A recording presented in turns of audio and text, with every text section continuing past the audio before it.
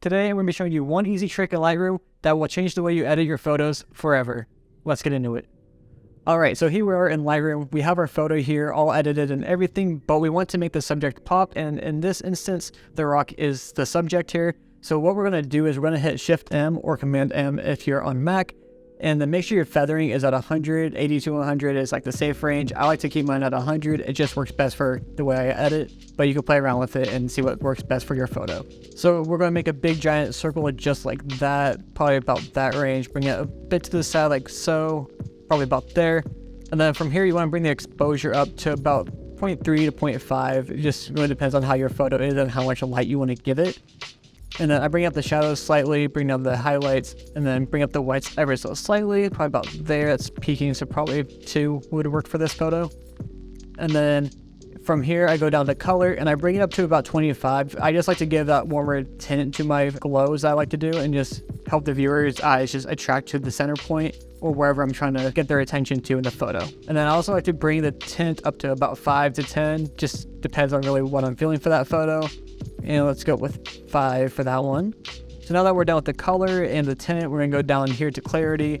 I like to bring it back about -15 to -25. That's my safe range. And then sometimes the dehaze, if you bring it back more to like -10, it does make it look really nice, but I think we're just gonna leave it because honestly, leaving it looks a bit better.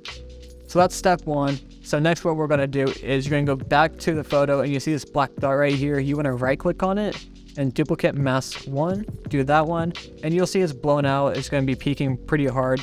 So what we're gonna do next is we're gonna hit invert up here in the top right, click that, and it's gonna put the effect that we did before all the way through the whole entire photo. But this is what we're gonna be changing. We're gonna go back down here to the basic adjustments as you see here. And with exposure, we're gonna bring it down to about -2 to like -3. That's probably where I wanna put it, probably a little bit darker honestly. Bring back the shadows, highlights come down, blacks come down a little bit, maybe bring the shadows back up. Since it seems like it's a bit darker right here, I kind of want to make that a bit brighter, so I'm going to bring this back like so. So that's what we're going to do is we're going to bring the temperature back down, I think probably about right there. I want to say about like, yeah, about right there. So 5, and then with the 10, I'm going to bring it back down to 0 because 5 to 0 is minimal, but it also makes a huge difference if you really just pay attention to it. And that is what you do to make your photo pop out more.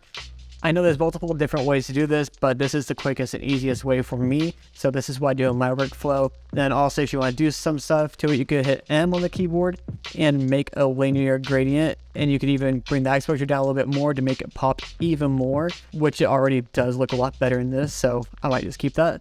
But you could bring down the exposure quite a bit or pretty high, really whatever you want to do. Just play around with your photo and see what works out best for you. Yeah, using the radial filters are a game changer when it comes to photo editing, and I really suggest it to anybody who's trying to understand how to use the filters and anything like that, because it gives a great way to understand what's affected and what's not, and just play around with the settings as well within it, because that's how you're going to get better and be able to get more creative with your photos in the editing process. But that's going to do it for me for today. If you guys did like this video, be sure to drop a like, comment down below, and let me know if you have any other ways that you use to edit to make subjects pop in your photos. And also, remember to subscribe so that way you don't miss out on a single video. And with all that being said, remember to keep creating, and I will see you in the next one.